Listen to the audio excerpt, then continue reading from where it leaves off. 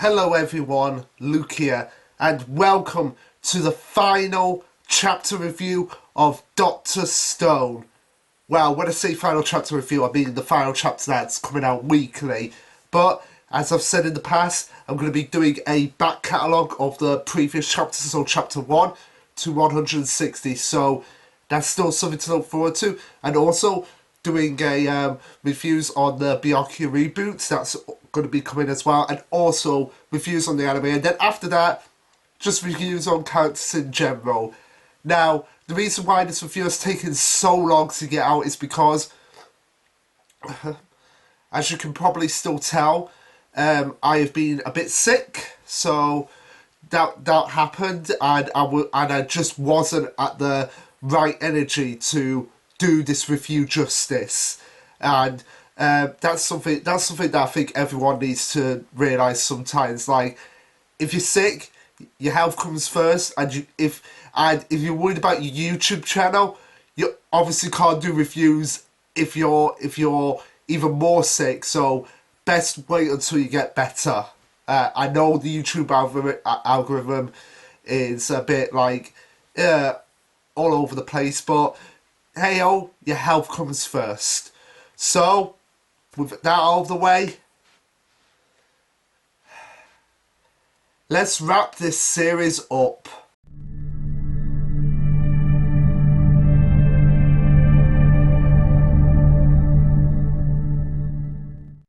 Okay, so this will be chapter 232, the final chapter, titled Dr. Stone. Which is more than appropriate. Like, usually most series, when they usually end the final chapter with the based on an important element of their series. For example, like with Bleach, it was Death and Strawberry, which was I am not entirely sure, but I think it was the title of the first chapter of Bleach. Don't quote me on that. If someone wants to if someone wants to correct me on that, let me know in the comments below. But I am under the impression that chapter 1 and chapter 686 of Bleach were both the same chapter title, and Dr. Stone in certain aspects is no exception, because we've had chapters before that have been called Dr. Stone, as in like Doctor Stone, and this chapter is called Dr. Stone, like the abbreviation of Doctor. So yeah, that's a nice little thing that I like about final chapters. The title just reflecting on the series itself. So anyway, the chapter starts off with 7 colour pages. Yes, not 1, not 2, not 3, but 7, which depicts Senku, Kohaku, Ryusui, and Stanley all returning to Earth after the whole Y-Man incident, and we have them re-entering the atmosphere, which they kind of gloss over a little bit, but we have to keep moving. We've got a lot of things to cover in the final chapter as we see them crash land into the water, and very reminiscent of when Byakuya and his crew crashed, but unlike them, where they had absolutely no one but themselves to rescue each other, this time Senku and the others have people to rescue them. So while Senku is fishing on the capsule, so you have Kohaku in the water just being like, yeah, I'm gonna get these dinghies around our capsule so that it actually floats to the surface. And you just see Stanley popping his head out like, is anyone coming? Like, that's going to be the funniest image of Stanley in the series. But Senku himself is just like, yeah, I'm fishing because I know people are going to rescue me. And sure enough, you have the Perseus and one of the American planes coming to rescue them. So yeah, unlike Byakuya and his crew, Senku and everyone actually had people there to help them every step of the way.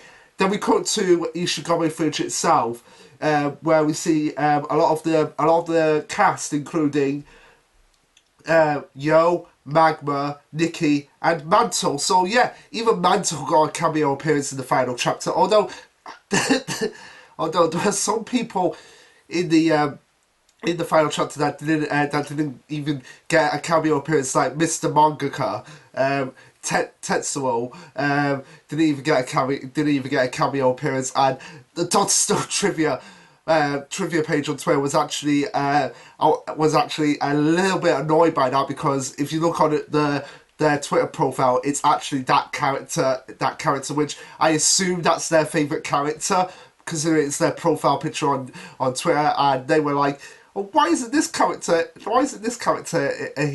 here? But anyway, we have Senku, we have Senku and his crew basically receiving medals, which, yeah, I really wish Chrome and Suika got medals because they designed the rocket.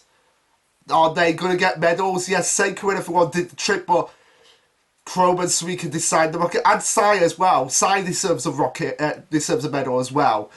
Um, but yeah, that's one of the major disappointments that I had with the final arc is that Chrome and Suika, the people who designed the rocket with Sai's help, they never got a chance to go to space. Like, Gen never got a chance to go and talk to the Y-Man himself. Like, that just seems weird. Like, half the central cast, like, half the central cast, like Chrome, Suika again, didn't even get to go to the moon. It'll be like if in One Piece we have the Straw Hats reaching Laugh Tale, and then we have, okay, Luffy, Zoro, Sanji and Jinbei, they're all going to go in to find the One Piece, whereas Nami, Robin, Chopper, Brooke and Frankie, Frankie, yeah, you guys are just gonna, you guys are just gonna stay out here, all right? Wait, Nami, Robin, Chopper, Frankie, Brooke. Oh, I'm missing someone. Sanji, Zoro, Jinbei, Luffy. Oh, yeah, and Usopp, yeah. So like Usopp was part of that group that got left behind, yeah. So yeah, that's kind of the thing that I'm getting here from the vibes going on here. But hey ho, what can you do? That's one of the things that I would like to know why Inagaki didn't choose Chrome and Suika to go into space. And I didn't even see to put, like, this is something that Paijo has brought up on the stream as well. Which we did with Shonen Oji. So go on to see that whole Doctor Stone retrospective stream that we did on Sunday in place of the weekly Shonen Jump stream, which, by the way, we're still going to be doing the regular stream. It's coming back Sunday. We're just going to be doing double chapters. But yeah, he said that Chrome and Suika didn't even put up a fight. They were just like, yes, Senku's the best scientist. Like, seriously? Like, you guys are not going to stick up for yourselves and be like, hey, like, Senku, we designed this rocket. Now, obviously, we know why Senku has to go into space because he's the main character. But still, Chrome and Suika deserved at least to go into space themselves, especially when they were being teased with that title page where you see them floating in the vacuum of space. But whatever. We see them receiving the medals as we see all their different reactions. Like Senku's just relatively pleased that he's getting acknowledged for his for the power of science that he's brought back to the world. Ryusui just being like, yeah, I decided this because I'm Ryusui. Stanley's being very professional about it. Also a bit embarrassed from what I can see. Whereas Kohaku is Kohaku and sleeping. Yeah, that pretty much sums up the characters. Like, yeah, my trip is done. I can go. My work is done here. I can go back to sleep. Yeah, even in the middle of an award ceremony, she's gonna go back to sleep. So yeah, she needs to learn. She needs to learn that that's something he can't do sometimes. But it's Kohaku. We'll let it slide. Before we see a panel of a revival fluid being dipped on someone now. We assume that this is just an indication of, like, yes, they've been going around the world and they have been reviving everyone, which begs the question: are they going to revive? A certain president of the United States? Because remember, for anime only people, there's a president of the United States that was petrified in the first chapter. You know the one I'm talking about. Are they going to go and revive them? Are they going to go and revive a certain prime minister during that time? It's just, are they gonna go and revive people who, if they do revive, they're probably gonna attack them right away? Like, it's just crazy to think about all of these things. Like, are they gonna go and revive people that were in the middle of doing something? If you know what I mean. That was, oh my god, that must be such a awful existence. But I'll talk more about that when I go back and talk about the first chapter. After the award ceremony, we see Senku high-fiving a bunch of his friends, including Taiju, Yuzuriya, Kohaku, and Tsukasa. Now, Taking 101 did bring up something, and the fact that he reckons that after Star Wars, Tsukasa's story was done, which I disagree with, because he had those moments in South America and in the final arc where he kind of brought his character full circle. So yeah, there was still stuff to do with Tsukasa's character. But anyway, one thing that everyone is confused on is this panel right here. Yeah, you see Luna, Kirasami, and some unknown person. Now, everyone is debating who this could actually be. Now, originally I thought it was Yuzuriya, but then no, you don't see a headband. Which the headband, yeah, I'm surprised no one's even brought that up still. But anyway, everyone's debating like who this character is. It has to be someone we've seen before. So my guess, my theory, like, because nobody has a good theory, is that it's this character. If I find, like, literally after Taiju wakes up, it's this character in the first chapter that he's putting back together. So that's the only explanation I can think of, because given how this chapter ties into the first chapter a lot, that is the best theory that I can come up with there. But hey ho, which is, yeah, it's someone, yeah, some random person that was supposed to be like, oh yeah, I remember that. Yeah, who were they? Like, I don't know, and I'm not the only one who thinks that. Like, everybody's been debating that. Me, Party Jam, Shonoji, the Doctor Stone Trivia has been debating that, like, reckoning it's one of Yuzuriya's friends that was seen in a flashback, one that had glasses, this is just crazy. Like, why not just put turquoise in there? Why not put Amaryllis? Like, put Amaryllis in there next to Kirasame. Oh, whatever. Anyway, we get the title page which shows quite a few of the central characters, including Sinu, Chrome, Senku, Suika, Gen, and Ryusui. But Magma and Hyoga? Like, seriously, Magma and Hyoga on the, like, not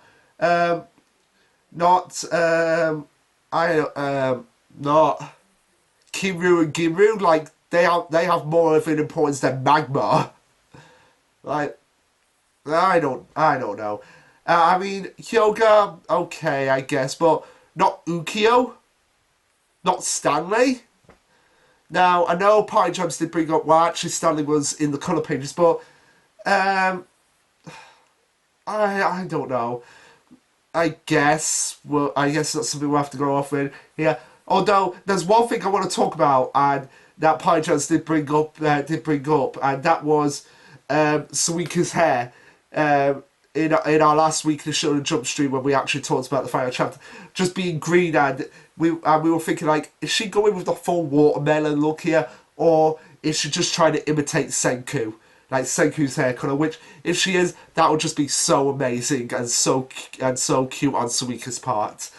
But yeah, really nice colour page, and I love how the capsule with the Medusa is there with Senku, and also with a rope which many of us are debating, is it the same rope that was used in Treasure Island? Which, if that's the case, that would be so amazing. We cut to several years later, where we see what we can presume is Corn City actually being up and running properly here, because you see an American flag next to the Kingdom of Science flag, indicating that this has to be like a section of the Earth dominated by the Kingdom of Science, which obviously would be Corn City. We see paved roads and cars and lots of buildings and even houses being built there. So it seems that what Pyjam said in our live stream when we talked about the final chapter, that the Kingdom of Science has been officially recognised as its own, like, sovereign nation, which that would be amazing if that was the case, because it has its own currency now. It has the Ryusui, it has the Ryusui Dragos. So yeah, the fact that because of all their accomplishments, they're officially recognised as, yes, this is a country that you can actually go and live in, and it's occupied by several other countries. So like they have like, okay, this is America. This is the Kingdom of Science of America. So yeah, that is amazing. That we've got that, and the fact that we've actually got civilization back up and running too is a somewhat realistic depiction of what we have right now. I mean, still got a ways to go, but we are actually getting there, and it seems like this takes place like 5 years in the future. I want I want to say that that is the actual timeline, which would make the most sense. But at the same time, this does mean that Chalk and Segure are pretty much dead at this point, which it's disappointing that we never actually got to see a goodbye with them in the final chapter. That's kind of disappointing considering what they did during the 7 years where everyone was petrified. Yeah, and the fact that Suika never even got to we never even got to see Suika saying goodbye to them, but that's just something we're just gonna have to live with. Anyway, we see Gen working as a diplomat, which makes sense for his character. That will be the direction his character will go in. Like, okay, a lot of people are going to be still confused about what happened, so Gen, you need to use your mental stability to kind of like get them to be on our side and get them be improved, because I imagine that in like 10-20 years there's going to be like some conspiracy coming around like, yeah, the world wasn't really petrified. It was the government body that did it. It wasn't this Medusa, this Y-man on the moon. There's going to be conspiracies coming out in like 10-20 years time of people that are going to be born after the petrification and going to be like, yeah, this thing didn't even exist, and not even Senku and Gen can even convince them of that. So I would like to see that, like, just not even a whole series about that, just a chapter of people in the future debating whether or not the Y-Man really existed. We then see Gen taking a seaplane back to Japan, which from the way this flag is structured and what we see, this is Ishigami Village. This is like the waters of Ishigami Village, where Gen has landed. As we see Suika, Fran, and some unknown person just greeting him. We can tell it's Suika because of her hair and her poncho, and obviously Francois because it's Fran and they are the reliable butler. But this other person, I assume it's Max, but Max is Max is on the same level of height as Suika, so unless he had a growth spurt off screen, yeah, I don't know, but yeah, it seems like it is Max, but I don't know. Anyway, we see Gen saying after switching back, there's something about this old outfit that just feels right. So it implies that he's been out of Japan for a little bit of while, just being a diplomat and being in the suit, and it just seems all right for him to be back in his like Kingdom of Science Tsukasa Empire outfit. Which yeah, it just feels right for you to be in that outfit, and he continues on by saying, "How long has it been since I was last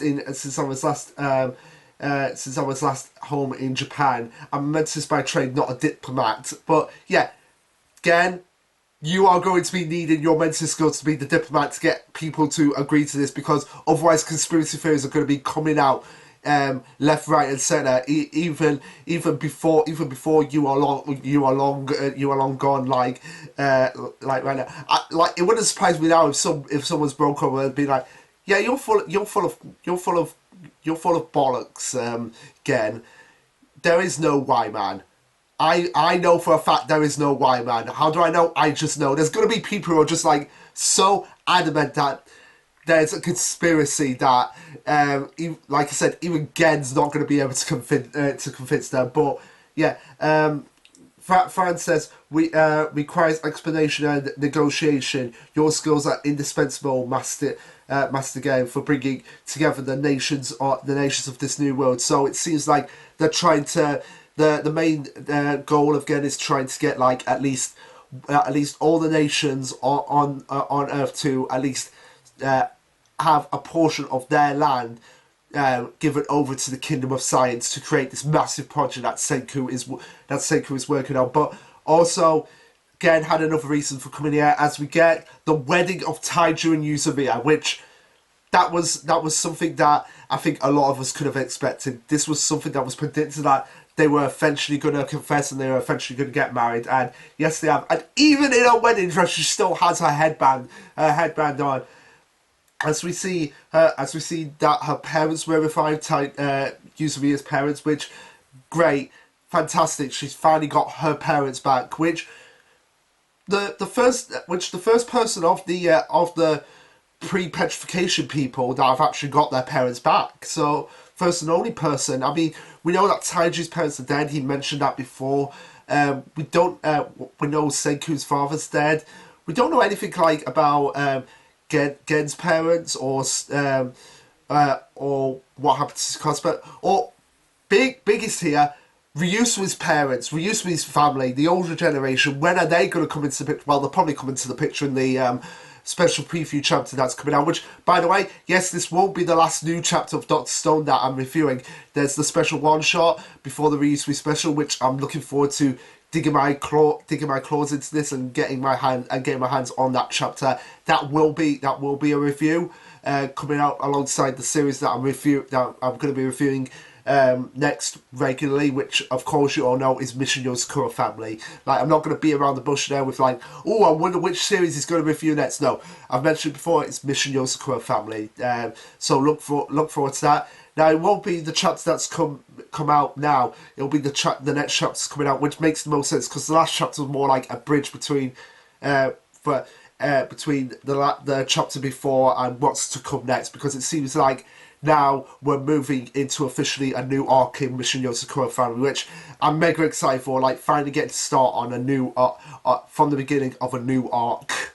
But yeah, moving back to Dr. Stone itself, yeah, Yuzuriha is the only member of the pre-petrification period that we actually do know. Like, again, don't know anything about Joel's family or Brody's family or Stanley's family. Like, yeah, just see. But I feel like that Yuzuriha's family makes the most sense because we have actually seen her parents before in a flashback when she was flashing back to when she was younger and she went to see the Great Buddha. So yeah, it makes the most sense for them to actually come back. And I love how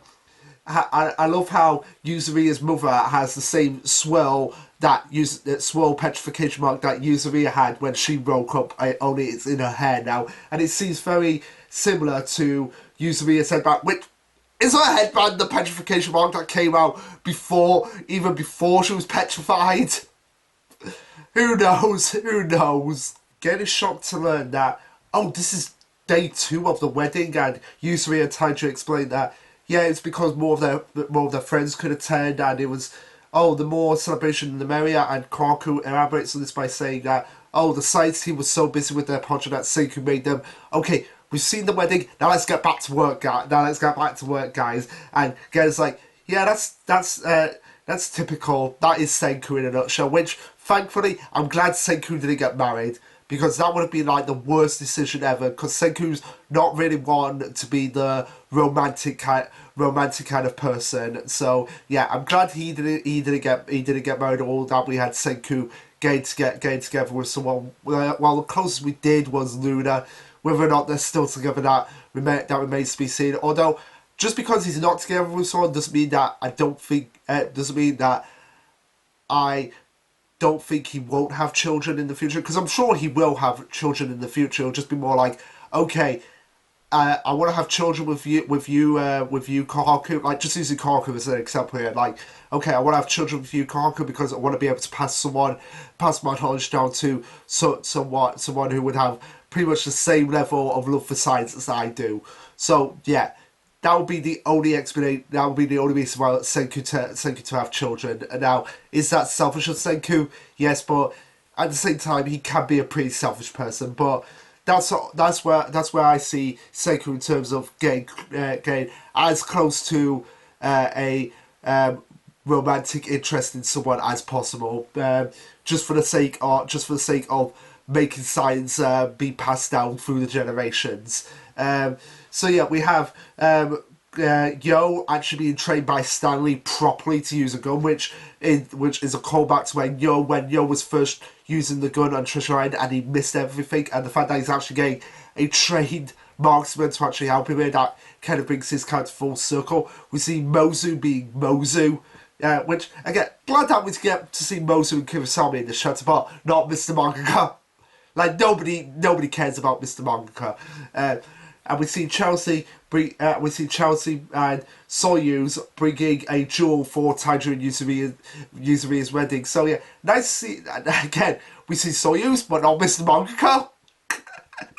Like that. And this is where we get into probably the funniest part of the chat, where we have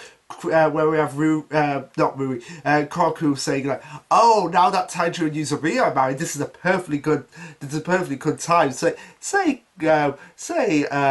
Ruri, when is it going to be you and Chrome's turn? Like, she basically just blurts it out like, "Okay, Ruri, I'm sick of this. You go and marry Chrome right now."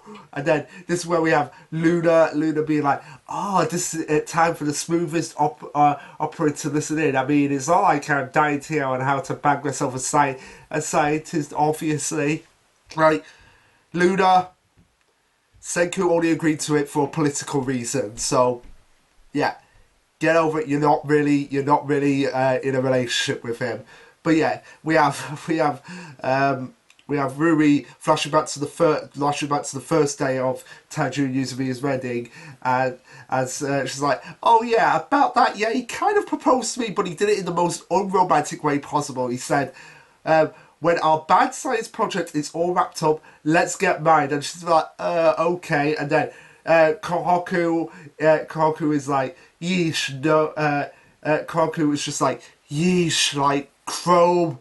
Why do you have to be so like that?" Like, she's probably like, "Oh, fine, science has to come first, I guess, but when am I ever going to be an auntie?" And then we have Luna saying, "Yeah, no helpful role models here, like, they're just more like, yeah, Chrome is a bit useless in this regard."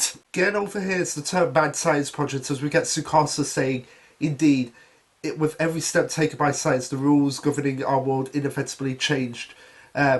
Sinu, Hyoga, and I once blood in our hands to prevent the rebirth of the old world's heritage. But at this point, the idea of such a grim future is a distant memory now." Tekken had a few issues with this because it seemed like Tsukasa was being a bit too optimistic here. Which, yeah, he is being a little bit optimistic, but I feel like it's more nuanced. Like the fact that he saw science and the weapons used from science as like one of the same thing. He never considered science to be like just this neutral force. And the fact that now that they have the Y-Man, we have the petrification, famine, disease, and all of that. It can be a thing of the past, meaning that there's no reason to fight a war over certain aspects like that, unless someone steals the Medusa that's with them now, the Y-Man Medusa.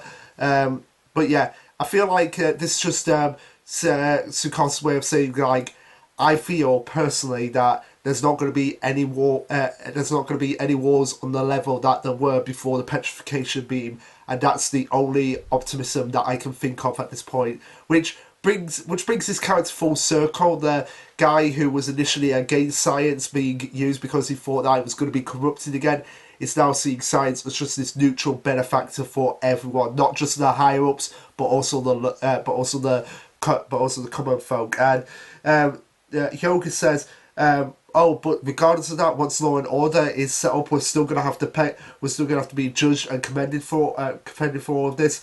But Ukyo remains optimistic that this might all be depending on the science team's success, and it might be entirely possible that that's going to be the case before we get Taiju being like, "Oh yeah, the science team is busting their butts off. They deserve some cake, so let's go and give them some cake." As we see them going to see what they think what they think is Senku before we turn around, and it seems like it's a female Senku. Now, did Boichi just want to draw Senku as a woman to do Rule 69? Yeah. that is a thing, and just the idea of thinking of Senku in that, like, ugh, no, no. But yeah, it seems like this person was just so much admirer of Senku that I'm gonna model myself after Senku. No explanation given whatsoever. Although it pretty much just is like, yeah, Boichi wanted to draw a female Senku. Which, by the way, if this was like a female antagonist in the series, that would have been just hilarious. The fact that Senku would be like, oh, there's someone who looks like me that's actually evil. This gets me excited. Yeah, it probably did get you excited in more ways than one, Senku. But yeah, if this was meant to be Senku's waifu, then good job. Good job. The female scientist explains that every nation has sent scientists to join the team and study the petrification devices. As we see them, just as we see like a petrification device dismantled, we get the explanation of why the devices could float in the first place, as it's a type of pool called a Higgs sphere, and it gives mass to fundamental matter particles, and the petrification devices were capable of altering the water pressure in said pool and reducing its mass and weight to zero, which allowed them to fly, which makes a lot of sense. Now, Tekken again was like a bit like, yeah, that seems a little bit impossible, but Pie Jams knows better, and he mentioned like, yeah, the Higgs sphere. This is something that actually does exist, and theoretically, this is actually a possibility of happening. So, I guess in the Higgs sphere, we could theoretically potentially fly ourselves. But yeah, Gen is being Gen. And he's like, now I understand that dear Senku's Spartan lectures were actually on the easy side, because he's getting like, yeah, I don't understand this at all. And over all the scientist explains the petrification is a phenomenon where organic molecules gain increased resistance via the Higgs wave. So yeah, theoretically they could all float in the Higgs sphere themselves, but that's just a theory, an idea that may or may not come into fruition before we see Gen thinking that, oh, the DIY man, this is the one that we brought back from Earth and they've broken it down for study, but they mention, oh, no, this is one that we actually recovered in South America, which, by the way, I'm just going to leave that pyramid in South America so that people can be like, no, the Y-Man was real, here's the pyramid to prove it. But then again, even with that, people are going to be like, yeah, that's Photoshop. That's clearly Photoshopped there. Like, there's going to be conspiracy theories on the wild soon to just be like, no, the Y-Man did not exist. There's going to be people like that out there. Even if there's, like, fundamental proof right in front of them, Lasherluke will be like, nope, I still don't believe in the Y-Man. And they mentioned that Senku and his team are working on their special project, and we get Gen stealing Chrome's catchphrase by saying the bad science project, and this is where we get my favourite moment in the chapter, where we have the callback right to the beginning of the first series, where we have Taija going into the classroom in the school that him and Senku and Yuzumi attended, and being like, oh, this is it, Senku, after 5 years I'm going to finally confess my feelings. We have to say, get this, Senku, today's the big day, I'm finally married to Yuzumi. And Yuzumi is like, yeah, he said the same thing yesterday, as we see Senku working on the exact same device that he was working on in the first chapter, which begs the question, was this Senku's all plan from the beginning of the series? Like, he was like, yeah, theoretically I'm going to create what device I'm going to create as a high school student, because it's the exact same device he was working on in the first chapter, and we see him saying pretty much the same thing that he said in the first chapter. Yeah, I'm cheering you on from here in the science lab that my vocal cord stamped. And he's like, this little back and forth feels familiar. Yeah, you're getting a bit of deja vu there. And Gen just discovers what the device is, and he's like, oh, this fantastic machine is the bad science project. As we see Joel, Kazuki, Suika, and Chrome part of Senku's team, which, yeah, Suika finally got recognised as an official scientist, like an official part of the science team now.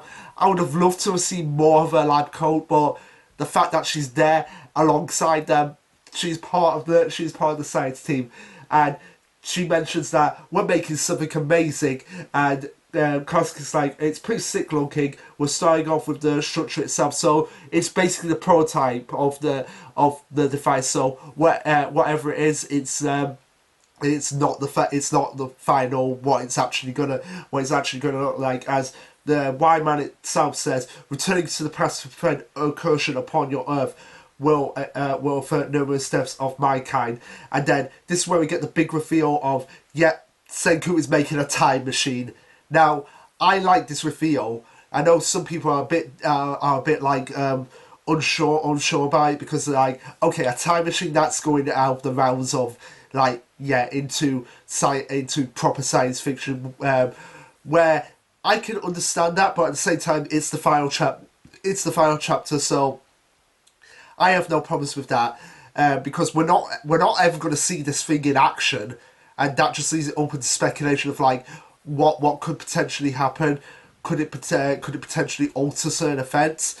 And also, Inagaki himself did actually say that eventually Senku would have to create something that had never been invented before, and this is probably what he was referring to. Ukio says, 21st century logic told us it couldn't be done, but maybe, just maybe, our grand goal can be realised, like by shooting the petrification beam into the past to petrify the victors before they meet the fate. Now, with this, I feel like it's just going to be people that were either on the verge of dying or died, had been dead for a few hours, but could actually be brought back with the petrification beam and be revived.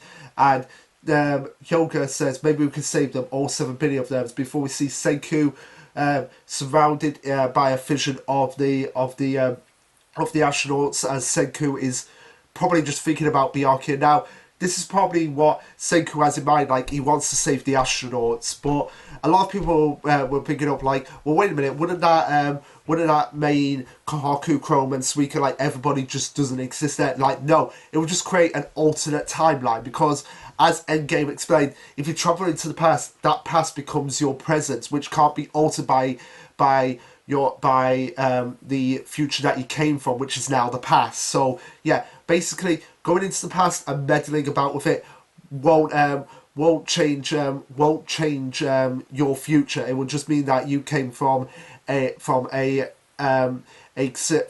timeline where those events didn't happen. Like somebody posted on the Fizz comments, where, like, if you went back in time and shot your grandfather, you'd still be alive. You'd just come from a timeline that didn't happen, whereas now that would branch out into a timeline where you don't exist, but you don't exist in that timeline, but you still exist in the timeline that you came from.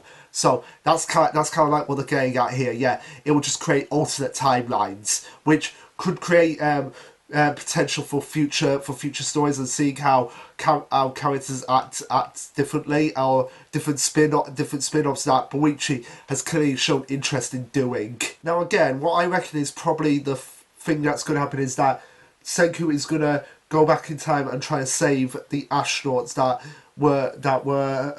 originally sacrificed themselves to get where they were today. So it would still mean that Kaku and everyone would still be alive. They'll just be in a timeline where Byakuya and everyone is alive. So yeah, if that's the case, then I would be all for that, because we all love Byakuya. Sinu says, or perhaps instead we must about transmitting data into the past to grant humanity an AI saviour, truly elegant or not, as we see a image of Rei from the Dr. Stone reboot. So I guess this is Inagaki's way of trying to canonize somewhat Dr. Stone reboot by making it like, yeah, it's an alternate timeline of when Senku went into the past, gave them information that could be stored into an AI themselves, and basically create an AI themselves. Now, the idea of time travel was also brought up at the end of Treasure Island, where we had people debating, like, why would the Y-Man have Senku's voice? Did Senku travel through time? Well, this is the idea that, yes, that was the last bit of foreshadowing that came about. We have Ryusu saying, I decide every sort of science we can dream up. People have mocked people have mocked each impossible dream, but once we overcome every challenge, am I wrong? No, you're not, Ryusui, because you're Ryusui. As we get one of the final images of the series, which is the roadmap. Now, I would really love more series to take on the idea of like the roadmap. Like, say for example, if there was a series, about writing, or just like script writing, or just another Bakuman series where you have like people trying to create manga. It's like, and you have a roadmap of like, okay, this is the goal of what we're aiming for like this series to be published. So we have to go through the characters first, then we have to go through their personality, what their actions are going to be, so like all the different tangents that are going to go off there. Like, I'd like to see more people utilize this idea of the roadmaps to get, because it gives the writer like, okay, this is the goal that I'm aiming for, and it gives audience a sense of like, okay, we know where this story's going, we've got the groundwork laid out. Because I feel like what's the main problem of some of these later entries into Shonen Jump is that they don't really have a idea of where they're going. Like, and they're like, okay, we're just gonna fumble about and see what sticks. So yeah, that's kind of like a big worry for it. But if they all had roadmaps and like, okay, this is where we're going, this is the idea, we've got the layout, this is where we're heading to, it would allow the audience to feel more comfortable. Like, okay, we know where this story is actually going. So we see the roadmap to the time machine, which starts off with the Y-Man and goes to helium, the Higgs field, neobion, superconductor, and the superconductor magnet, and a particle beam, and a cyclotron, titanium, ion generator pump, and they all connect to the supercomputer, and a lightspeed cyclone monitor. And lightspeed is attainable with solar mass, indicating that they're going to be using the Higgs field for this. And we have one of the other compartments, which is written photosensitizer, silicon water, crystal, which goes into the semiconductor, which goes into the supercomputer. And we have condenser, Cockcroft-Walton generator, hyperpower source, nickel, steel, cobalt, magnetized steel, aluminium, cockpit, and ultra high vacuum device, all connected together to create the time machine. Now, whether or not someone is actually gonna take this roadmap and actually generate it to real life to see, like, yeah, is this theoretically possible? That remains to be seen. But wow, that is a lot of things to get to a time machine. And we see Gen crying his eyes out, which is very appropriate of everyone who read this chapter. And he says, I really believe you can do it, Senku. Or rather, you manage to compose yourself one painstaking step at a time. We can build a time machine. And we get the final message of the series: over decades, centuries, even if it takes millennium. Yep, cause science pierces across time itself to discover and unearth new rules about the universe. So I'd say get excited, as we get Senku grinning, getting excited, and that's where the chapter and the series officially ends. So, wow, what an ending. Now, personally, I feel this is one of the better endings of Modern Jump, because this was, I have no doubts in my mind that this was the final chapter. Like, this was always planned to be the final chapter from the start. Like, Inagaki wanted Senku to create something that had not been unveiled yet. He got his wish. And the fact that we only have a brief outline of how it's going to work and what their plan is allows us to be open to speculation, and allows Boichi and Inagaki, if they want to come back, to create a few spin-offs of, like, okay, Senku using the time machine, and seeing where it goes from there. Now, the ones that I would like, the spin-offs that I would like, would be Suika, how she survived in South America, the Fran cookery spin-off, which no Boichi's been interested in doing. More information on Ryusui's family than Nanami Corporation, because they seem to have gotten a lot of backstory throughout the series, but they still feel like an enigma in the series as well. And I love that final message of like science transcends time, because that is so true of us as a species. Like for like light bulbs, we're still using light bulbs to this day, which came from one person, uh, which came from one person. Which came from one person, Edison. So I was trying to not say Einstein, because that's a general misconception. But yeah, Edison created the light bulb, and it's transcended through time, so that we're still using it in the modern day. Computers still using to this day, and just advancing on them, like radio waves as well, still advancing on them, telephones, advancing on them as well. So like science and all this technology transcends across space and time to create something truly remarkable, and discover new rules about our universe and about how our universe functions. So yeah, getting excited. And while I would have loved the idea of a Dr. Stone sequel, I understand the fact that Boichi and Inagaki probably want to move on to other things now. Now I know Boichi has made it clear that he wants to do another project in Jump, which if that happens, I am going to be definitely reading that one. If it's another space series, like if it's just a general space science fiction series set in space, I would definitely be all over that.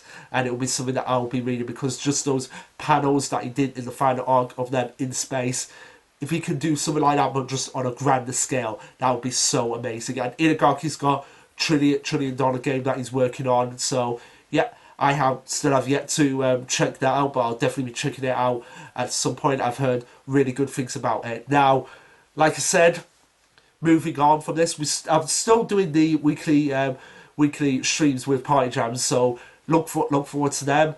As for Dr. Stone, like I said, I'm going to be going back and reviewing chapter 1 to 160, but those chapters will come out whenever I feel like it. Like, it won't be a set schedule. There might be 2 a month, there might just be 1 a month, there might be 3 a month. It'll just depend on the mood I'm in, when I want to do them, and how I want to do them. Obviously, we've got the Dr. Stone reboot, and the new chapter, like the post-series chapter, which I would like to call it, that's coming out before the Ryusui special. And of course, comparing the anime to the manga, that's something I'm still going to be doing. So yeah, it's still going to be a lot of Dr. Stone on this channel. So Dr. Stone's not going away from this channel, which I love. But as for the weekly series that I'm going to be reviewing each and every week from now on, it's going to be Mission Yours Friday. That's why you've seen on my channel you have Senku and Taiyu there, along with Suika and Ai. So like, we've got the 2 series that are best going to be represented by my channel. Now I know people will be like, well, what about Promised Neverland? Well, you know what happened with Promised Neverland. Now I still love the series as well, and nothing's going to take away from it, but Dr. Stone has just like over eclipsed it as well, because as a series, it's one that I've loved from beginning to end. There's not been a point where I've been like, oh really, I hate this part. Like even the globetrotting part, which I was disappointed in, but at the same time I didn't hate. Yeah. So, and as for a big like Dr. Stone retrospective, as I said, me and Party Jams along with Lasherluke did one on my channel on Sunday, so you can go and check that out. But yeah, for now, that's the end of Dr. Stone reviews on my channel, week to week. But again, like I said, look forward to a lot more Dr. Stone content to come in the future. But anyway, guys, what did you think of the final chapter? Let me know. Like, subscribe, comment, all that jazz. And this will be Lasherluke signing off. Later, guys.